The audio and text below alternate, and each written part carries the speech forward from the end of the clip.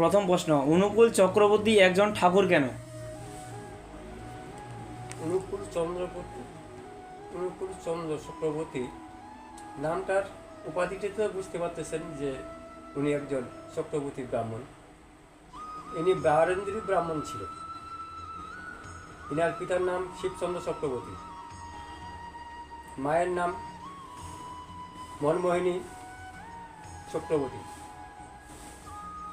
ইনারা আগের পিঢ়ি থেকেই ব্রাহ্মণ বংশের এই লোক, তাই ইনারা ব্রাহ্মণ।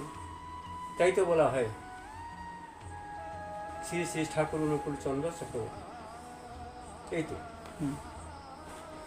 দ্বিতীয়ত এরা প্রশ্ন, ক্ষত্রিয় নয় এবং বৈশ্য নয় এবং শূদ্র নয়, এরা কিন্তু নয়, এরা অরিজিনালি ব্রাহ্মণ এবং বারেন্দ্রী ব্রাহ্মণ শ্রেণীর লোক। তারপর অনুকূলের নাম বলার আগে দুবার করে শ্রী শ্রী বলা হয় কেন? হ্যাঁ, শ্রী শ্রী বলা হয়, শ্রী শ্রী ঠাকুর অনুকূল চন্দ্র বলা হয়। এই যে দুইবার শ্রী শ্রী বলা হয়, শ্রী মানে সুন্দর, সুন্দর। এই যে সুন্দর, সুন্দরের উপর সুন্দর, তিনার যে কার্যকলাপ, চলা বলা, করা ভাবা, এবং তিনি যে একজন মহান ব্যক্তি, এই মহান ব্যক্তির এই তো শ্রী শ্রী লেখা থাকেন। তাই এই যে শ্রী শ্রী ঠাকুর অনুকূল চন্দ্র এই কথা বলা, এই একজন মহান ব্যক্তি। মহান ব্যক্তি যদি না হইতো তাহলে সারা বিশ্বে তার নাম প্রচার হতো না, সারা বিশ্বে তার নাম প্রচার হইতো না, সারা বিশ্বের লোক তার নামে দীক্ষা হইতো না, তার চরণে শরণাগত হইতো না। তাই তো তিনি একজন মহান ব্যক্তি, মহান ব্যক্তিরই তো শ্রী শ্রী দেওয়া হয়। আর যিনি সাধারণ ব্যক্তি তাদের শুধু শ্রী দেওয়া হয়, আর মহান ব্যক্তিরই শ্রী শ্রী দেওয়া হয়। তাই তো শ্রী শ্রী ঠাকুর অনুকূল চন্দ্র নাম তার আখ্যায়িত হয়েছে বা করেছি। তৃতীয়ত প্রশ্ন, সৎসঙ্গীরা কি হিন্দু? যদি হিন্দু হয়ে থাকেন তবে অন্য দেবদেবীর পূজা না করে অনুকূলের পূজা করেন কেন? হ্যাঁ, সৎসঙ্গীরা প্রকৃত হিন্দু বা এবং এরাই প্রকৃত সনাতন ধর্ম অবলম্বী বটে। কারণ শ্রী শ্রী ঠাকুর অনুকূল চন্দ্র যে এসেছেন, তিনি প্রকৃত সনাতন ধর্ম প্রচার করার জন্য এই পৃথিবীতে এসেছেন। তাই যারা শ্রী শ্রী ঠাকুর অনুকূল চন্দ্রের আদর্শ অনুসরণকারী, তারা প্রকৃত হিন্দু বলে গণ্য করা হয় মাত্র। কারণ যারা প্রকৃত হিন্দু, তারা প্রকৃত আর্য, অর্থাৎ তিনারা একেশ্বরবাদী। তিনিরা গুরু ছাড়া ব্যতীত অন্য কারো উপাসনা করেন না। এই হলো মূল। আর্যরাই হলো একমাত্র সেই ঈশ্বরের একমে বা দ্বিতীয় বহুশায়ন, অর্থাৎ নিরাকার ব্রহ্মের উপাসনা করে সাকার ব্রহ্মের ভিতর দিয়ে। একমাত্র সাকার ব্রহ্মই হলো গুরু। তাই শাস্ত্রেই আছে, শাস্ত্রেই বলেছে, এমনকি শ্রীকৃষ্ণের নির্দিষ্টও আছেন, গীতায় বলেছেন। তিনি কি বলেছেন? যদা যদা হি ধর্মস্য গ্লানি ভবতি ভারত অভূত্থানুমাধর্মস্য তৎকারণ সুজামন দুষ্কৃতি বিনাশ সাধন পরিত্রাণে সম্ভাবামি যুগে যুগে। অর্থাৎ যখনই ধর্মের গ্লানি হয়েই থাকে, তখনই তিনি নিজে নিজেকে সৃজন করেন এবং পাপীদেরকে উদ্ধার করেন, পাপীদেরকে সমূলে নির্মূল করেন এবং ধার্মিকদেরকে উদ্ধার করেন, পূর্ণ ধর্ম সংস্থাপনের এই নিয়ম। এবং শাস্ত্রেও আছে, শাস্ত্রের মধ্যেও আছে, জীবরা নেস্তার লাগি ভগবান হরি ধরাতে প্রকাশ হন গুরুরূপ ধরি মহিমাতে গুরু কৃষ্ণ সমতুল্য জানো গুরু আজ্ঞা হৃদয় সত্য করে মানে। এই যে নিরাকার পরম ব্রহ্ম, তাকে দেখা যায় না কোনোদিন, তিনি ধর্ম সংস্থাপনের জন্য যুগে যুগে এই পৃথিবীতে অবতরণ করে থাকেন। তাই অবতরণ করে থাকে যখন, তখনই কী করেন? তিনটি কাজ তিনি করেন। পূর্ণ ধর্ম সংস্থাপন করেন, দুষ্কৃতি গাড়ি দমন করেন এবং সাধুদের পরিত্রাণ করেন। এই তার নিয়ম। তাই তিনি আর্য ধর্ম প্রতিষ্ঠা করার জন্য লক্ষ্যে তিনি শ্রী ঠাকুর অনুকূল চন্দ্র এই পৃথিবীতে অবতরণ করেছিলেন শ্রী পরম ব্রহ্ম। তাই তিনি ভগবান বলে ভক্তরা তাকে গণ্য করিয়া থাকেন। 4 নম্বর প্রশ্ন, অনুকূল চক্রবর্তীর বংশধরেরা কি সকলেই ভগবান? সকলে ভগবান হবে কেন? সকলে ভগবান নয়, ভগবান একজনই, শ্রী শ্রী ঠাকুর অনুকূল চন্দ্র গুরুরূপী। শ্রী ঠাকুর বলেছেন গুরুই হলো ঈশ্বরের শাখারূপ, ভগবানের শাখারূপ সত্যানুসরণ বলা আছে। তাছাড়া তার যে বংশধর যে আছেন তাদেরকে আমরা আচার্য মনে করে থাকি, বড় ভাই মনে করে থাকি, দিশারি মনে করে থাকি। তিনি চলে গেছেন, শ্রী শ্রী ঠাকুর অনুকূলচন্দ্র চলে গেছেন, এই ধরাধাম ছেড়ে চলে গেছেন। এখন আমরা আমাদের তারই বংশধরের একজন কাকে মেনে নিয়ে চলি এই মাত্র। তাই তো তাদের থাকে আমাদের সাথে এই সৎসঙ্গ প্রতিষ্ঠা সারা বিশ্বের পরিচালনা করছেন তিনারা। এই তো তাই ওদেরকে মানিয়ে থাকি আমরা, কারণ ইষ্টগুরু পুরুষোত্তম প্রত্যেক গুরু বংশধর যত শরীরে সুপ্ত থাকে জীবন্ত করি নিয়ন্ত্রণ। তাই তো তারা ভগবান নয়, আমরা বংশধর হিসাবে তাদেরকে শ্রদ্ধা করি, আসনে রাখি, আমরা আসনে উচ্চ আসনে রাখি, এই শ্রদ্ধা জানাই, শ্রদ্ধানত ওরা তো। 5 নম্বর প্রশ্ন, অনুকূল চক্রবর্তী কি শিব, কালী, দুর্গা সব হিন্দু দেবদেবীর সৃষ্টিকর্তা? হ্যাঁ, যদি শ্রীকৃষ্ণই হয়ে থাকে সব দেবদেবীর সৃষ্টিকর্তা, তাহলে অবশ্যই শ্রী শ্রী ঠাকুর অনুকূলচন্দ্র একদিন এই দুর্গা দেবী হয়েছিলেন। শ্রী শ্রী ঠাকুর অনুকূলচন্দ্র একদিন কালী রূপ ধারণ করেছিলেন, শ্রীকৃষ্ণও তো কালী রূপ ধারণ করেছিলেন নিধুরবনে। তাহলে তাই যদি হয়ে থাকে তাহলে শ্রীকৃষ্ণকে যেমন মনে করে থাকেন শ্রী শ্রী ঠাকুর অনুকূলচন্দ্রকে তেমনই মনে করতে হইবে। তারপর প্রশ্ন হচ্ছে, প্রতিটি হিন্দু দেবদেবীর সামনে ফুল, বেলপাতা, বাতাসা ইত্যাদি থাকে, কিন্তু অনুকূল চক্রবর্তী এবং তার বংশধরদের ছবির সামনে টাকার থালা থাকে কেন? শ্রী শ্রী ঠাকুর অনুকূলচন্দ্রের আমরা যে পুজো করি ওখানেও ফুল থাকে, অবশ্যই ফুল আমরা দিই, কিন্তু অত বড় করে আমরা দেই না, যা নাকি মানুষের চোখে হয়তো মনে হয় পড়ে না, কিন্তু আমরা ফুল তুলসী পাতা অবশ্যই দিয়ে তার চরণে আমরা দিই। আর তাকে প্রণাম করতে গিয়ে আমরা কিছু অর্ঘ্য নিবেদন করি, শুধু প্রণাম নিবেদন করি না, প্রণাম নিবেদনের সঙ্গে কিছু অর্ঘ্য নিবেদন করি। তাই তো টাকা তার সামনে থাকে, পয়সাও থাকে, যার যেমন খুশি ইচ্ছা মতো দেয়, এই প্রণাম করে, অসাঙ্গে প্রণাম করে, নিষ্ঠা সহকারে প্রণাম করে, তার সঙ্গে সঙ্গে প্রণাম কিছু তাকে অর্ঘ্য দেয়। এই তো তো নির্দিষ্ট নাই। 7 নম্বর প্রশ্ন, অনুকূল চক্রবর্তীর গোষ্ঠীর সকলেই কি সম্পর্কে দাদা? শ্রী শ্রী দাদা, অশোক দা, বাবাই দা, এমন কেন? হ্যাঁ, অনুকূল ঠাকুরের যারা বংশধর আছে তিনি হলেন গুরু।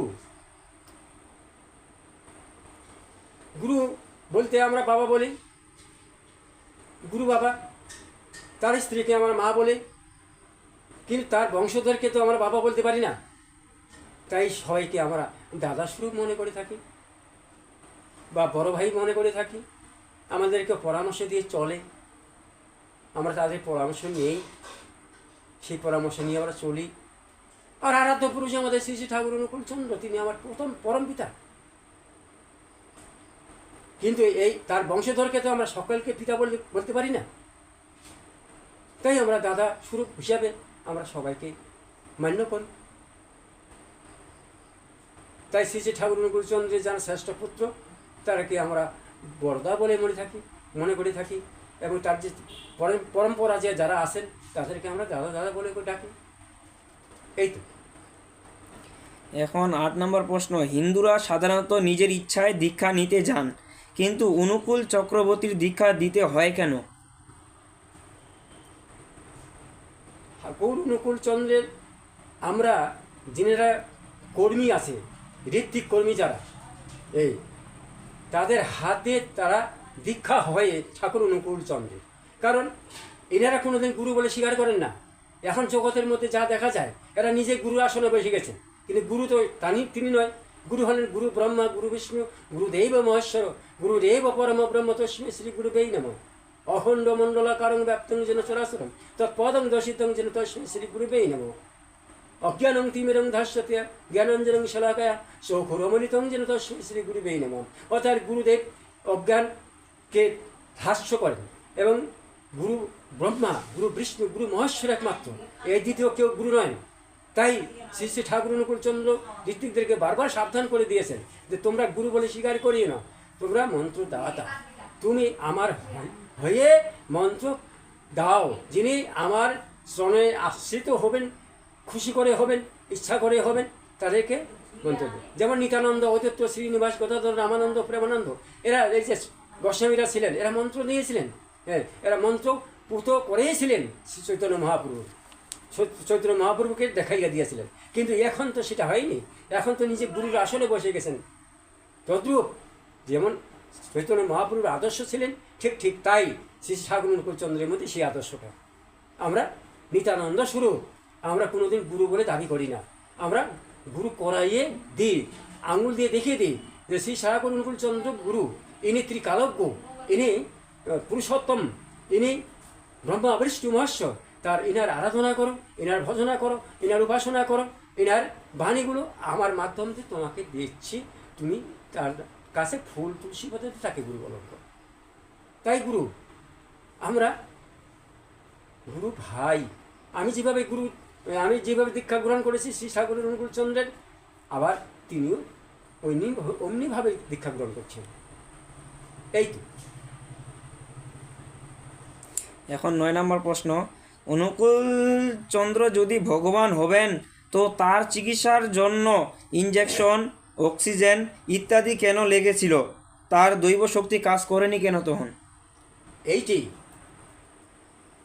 যে যিনি সেই নিরাকার ব্রহ্ম পরমেশ্বর যখন রক্ত মাংস সংকুল দেহধারী রূপে এই পৃথিবীতে জন্মগ্রহণ করেন, তখন তিনি সাধারণ মানুষের মধ্যে চলাফেরা করেন। তার দৈবী শক্তি কোনোদিন মানুষের কাছে প্রয়োগ করা যাবে না, বা যায় না, বা করে না। সেটা তমোগুণী, সেটা ইনি সাধারণভাবে থাকেন। তাছাড়া শ্রী শ্রী ঠাকুর অনুকূলচন্দ্র এমনভাবে সাদা ভেসেছিলেন, সাধারণ মানুষের মতো হয়েছিলেন। এই দৈবী শক্তি কোনোদিন তিনি প্রয়োগ করেন না। তাই দৈবী শক্তি শ্রীকৃষ্ণ প্রয়োগ করেন নাই, বা দৈবী শক্তি মনুষ্যকুলের মধ্যে দৈবী শক্তি তার প্রয়োগ করার নিয়ম নয়, সেটা বিধানে নয়। এই তাই অসুখ বেদে রক্তমাংস সংকুল দেহধারী অসুখ ব্যক্তি হবে না, হ্যাঁ, আর চিকিৎসা করবে না এমন কিন্তু নয়। একটি মানুষ রক্ত সংকুল দেহধারী মানুষ, হ্যাঁ, এর জরা থাকবে, বেদি থাকবে, এবং বিধিমতো চিকিৎসা করতে হবে, এটার নিয়ম। কিন্তু তিনি তো সবাই কিছু করতেই পারেন, তার আঙুলের ইশারায় সব কিছু হইতে পারে, কিন্তু তা নয়, তা তো করবে না, তো নিয়ম তো নয়। রামচন্দ্র দেখেন, রামচন্দ্র নিজেই ভগবান, তিনি ইচ্ছা করলে তো সেই লঙ্কা থেকে সীতাকে নিয়ে আসতে পারত, লঙ্কাকে সেই রাবণকে বধ করে আনতে পারত, লঙ্কাকে ডুবে দিতে পারত, ইচ্ছা করলে তার ইঙ্গিতেই তো সবাই কিছু করতে পারত। যেমন শ্রীকৃষ্ণ, এখন তিনি তো সবাই কিছু করতে পারতেন, তার ইশিরাতে অনন্ত কোটি বিশ্বব্রহ্মাণ্ডকে তিনি অনেক কিছু করতে পারেন। কিন্তু তারপরেও মথুরায় জন্মগ্রহণ করে তিনি পলায়িত হলেন কেন? না, এটা হলো মানুষের আচরণ। তার কাছে দৈবী শক্তি থাকা সত্ত্বেও তিনি সেইসব প্রয়োগ করেন না, নিয়ম নয়। তাই তিনি সাধারণ মানুষের মধ্যে চলাফেরা করেন, থাকেন, খান দান, হাগেন, ভয় তেরাস আছে, এমনি করে সাধারণভাবেই তিনি কাজ করে চলে যান। শ্রীকৃষ্ণ তো তাই করেছেন। এবং তারপরের প্রশ্ন, অনুকূল চক্রবর্তীর কয়টা স্ত্রী? কেউ কেউ বলতেছে 5-6টা, কেউ কেউ বলতেছে 2-3টা, কেউ কেউ বলতেছে একটা। শ্রী শ্রী ঠাকুর অনুকূলচন্দ্রের স্ত্রী 2 জন, বিবাহিতা স্ত্রী 2 জন।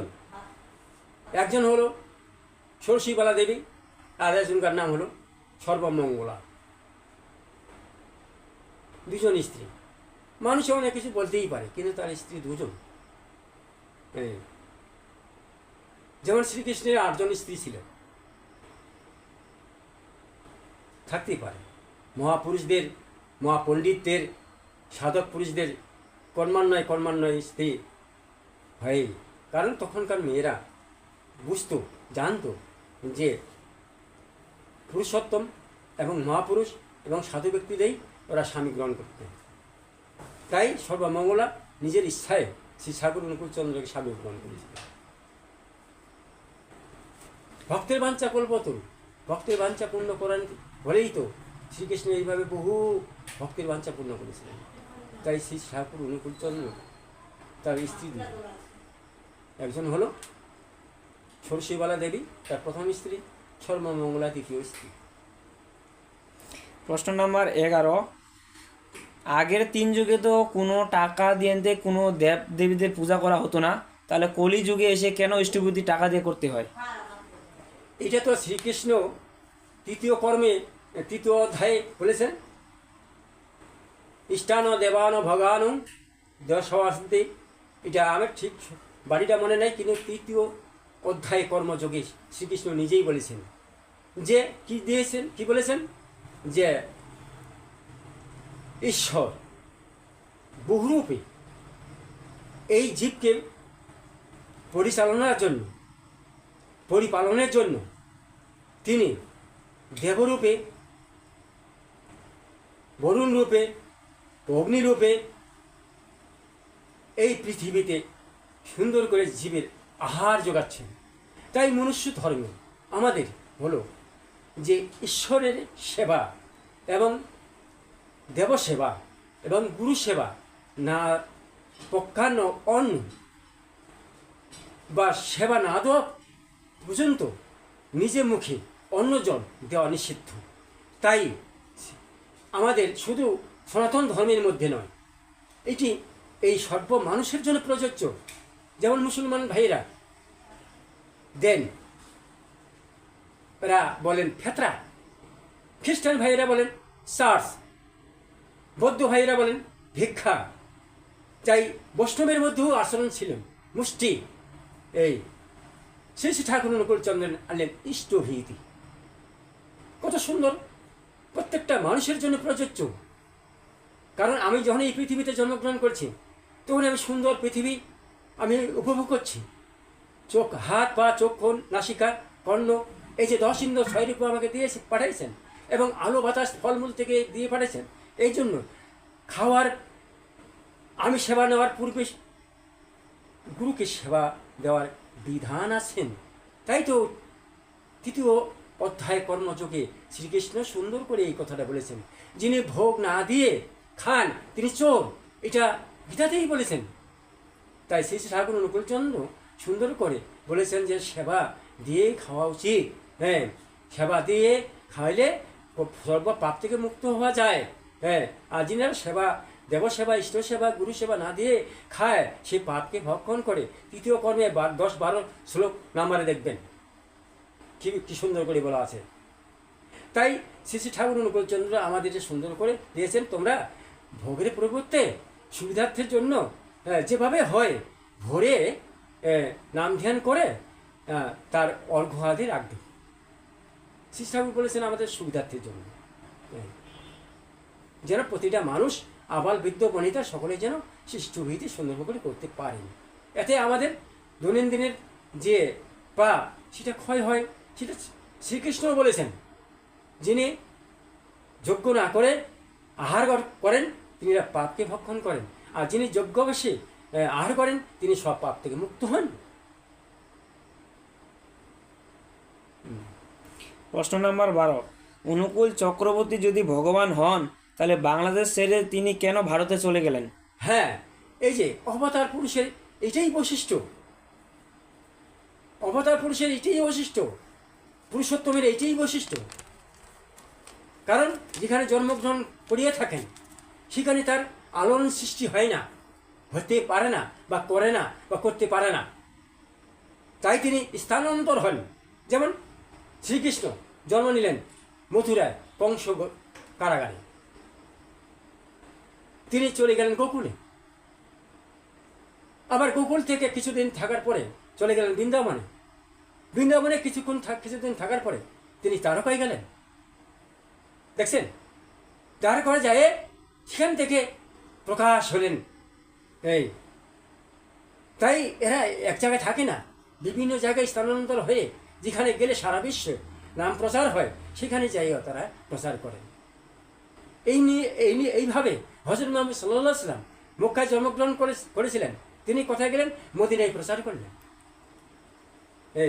এইরকমভাবে নিত্যানন্দ যখন জন্মগ্রহণ করলেন নদিয়ায়, মায়াপুরে প্রচার করলেন। এই যে এইরকমভাবে শ্রী ঠাকুর অনুকূলচন্দ্র বাংলায় হিমায়তপুরে জন্মগ্রহণ করলেন, সেটা কিন্তু পূর্বে সম্বলপুর নাম রেকর্ড করা। সেই সম্বলপুরে জন্মগ্রহণ করেছিলেন, হিমায়তপুরের নাম পরবর্তীতে নাম হয়েছে। সেই হিমায়তপুরে জন্মগ্রহণ করলেন তিনি। হিমায়তপুর থেকে তিনি চলে গেলেন, যেখানে গেলে সারা বিশ্বে সুন্দরভাবে প্রচার হবে, তাই সেখানে যাই স্থানান্তর হলেন। এদের নিয়মে, তাছাড়া শাস্ত্রে লেখা আছে, পূর্ব দিগন্তে যেমন সূর্য উদয় হয়ে পশ্চিমে বিভাসিত হয়, তেমনি করে পুরুষোত্তমের ত্রণায় তেমনই হবে। তাই ঠাকুর অনুকূলচন্দ্র পূর্বে জন্মগ্রহণ করলেন, তিনি পশ্চিমে যেয়ে প্রকাশ করলেন। এই তো নিয়ম, এটা পুরুষোত্তমের চিরচিরন্তনের নিয়ম।